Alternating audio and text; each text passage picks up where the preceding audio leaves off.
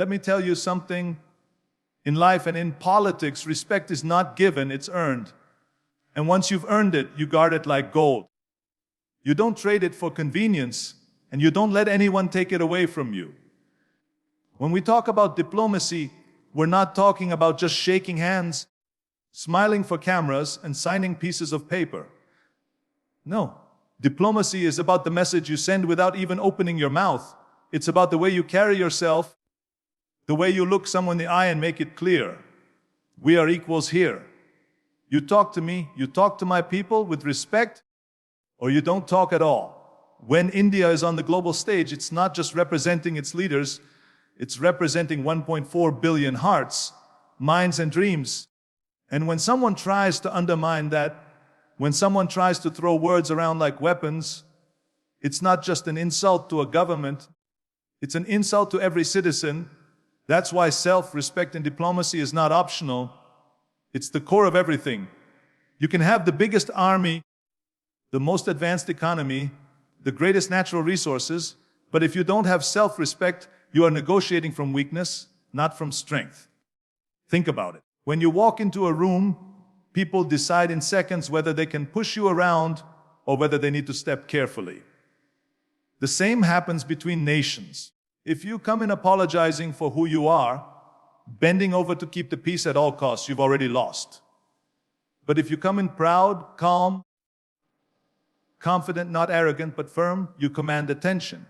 And that's exactly how India needs to respond when anyone tries to put it in a corner. And this is not about shouting back or trading insults. That's easy. That's cheap. Anybody can do that. The real power is to stay in control, to respond with dignity and precision, to make your point so clearly that the other side knows they've hit a wall. You don't have to raise your voice when your presence alone says, "I will not be belittled." Self-respect in diplomacy also means setting boundaries. You don't let someone dictate the terms of how they'll treat you. You define that from the beginning. If a world leader tries to use pressure tactics or make demands that cross the line, the response is not fear. It's clarity. India doesn't need to prove it's strong by flexing military muscle at every turn. It can prove it by simply saying, "These are our terms. This is our value. And this is the respect we expect in return." And let's be real, self-respect is not built overnight. It comes from decades of building credibility, delivering results, standing by your people, and holding firm to your principles even when it's difficult. India has faced wars, economic crisis, political challenges, and still it stands. That history, that resilience is what gives weight to its voice today. Every country that deals with India knows that it is dealing with a nation that does not fold under pressure. That is the power you bring into a diplomatic conversation. The knowledge that your words carry the strength of your history and the unity of your people. There will always be those who try to provoke, who think they can intimidate with harsh words or public criticism. But here's the truth. The loudest voices are often the weakest. The real giants are the ones who can take the hit, smile, and move forward with even greater determination. When India refuses to stoop to the level of cheap attacks, it not only keeps its dignity, it exposes the weakness of those who rely on insults instead of ideas. Diplomacy is not a contest to see who can shout the loudest. It's a test of who can stand the tallest. And when India responds with self-respect, it's not just defending itself. It's inspiring millions who are watching, thinking, that's how you deal with disrespect.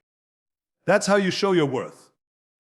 This is how you send a message that will echo far beyond a single press conference or meeting. You tell the world, we know who we are, we know what we bring to the table, and we will never let anyone make us forget it. Because at the end of the day, strength in diplomacy doesn't come from the size of your arsenal or the sharpness of your rhetoric. It comes from the unshakable belief that your identity, your values, and your people are worth defending every single time. And that is the kind of power no one can take from you unless you hand it over. And India is not handing it over, not now, not ever. You want to know the real way to answer critics, doubters, or anyone who tries to push you around on the world stage? You don't waste your energy going back and forth in a war of words. You don't get distracted trying to win headlines for one day. You build something so powerful, so undeniable that the results speak for themselves. And in the modern world, that power comes from economic strength. When a country's economy is strong, it has options. It can stand its ground without fear because it doesn't rely on handouts or favors. It can choose its partners instead of begging for them.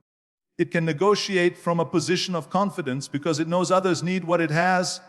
That's the position India has been moving toward, not by chance, but by years of hard work, smart decisions, and the grit of its people. Think about it like this. You can talk about respect all day long, but in the real world, respect is earned through what you bring to the table.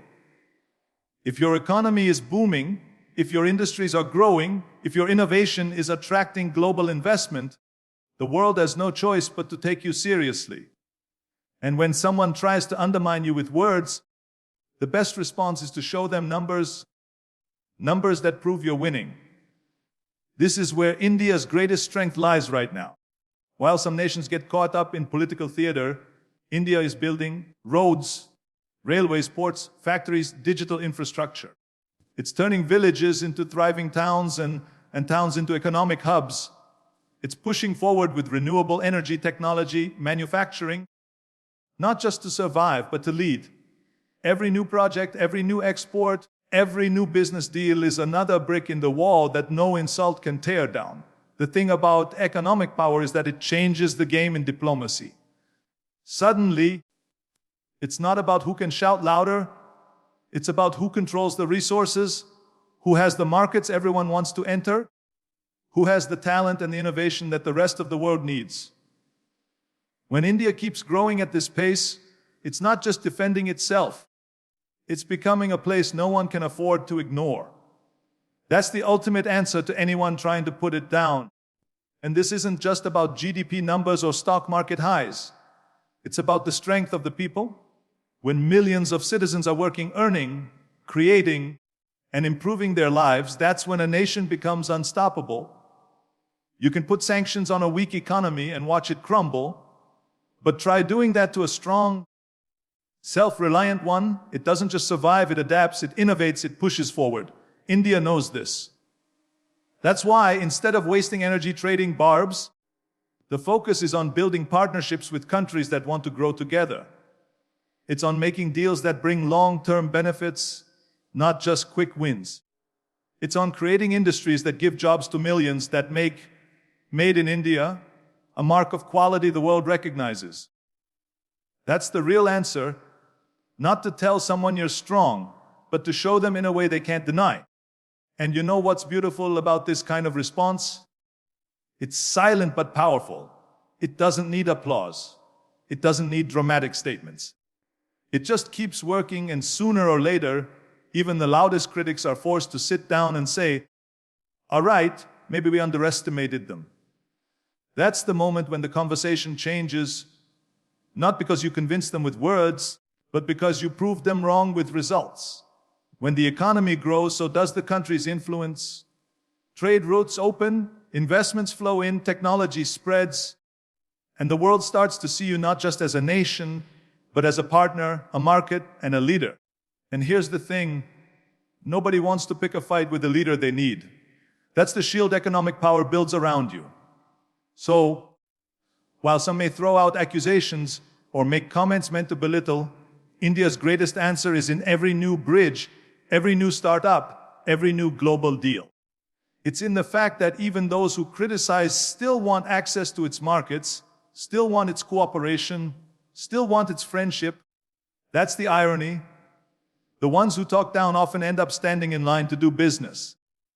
And that's why the strongest response doesn't come from the mouth, it comes from the work.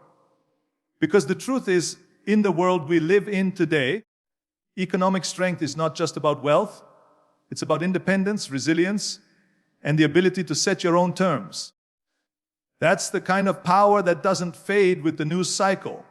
That's the kind of power that leaves your critics with nothing to say. India understands that. And that's exactly why it will keep building, keep growing, and keep proving that the loudest statement it can make is success.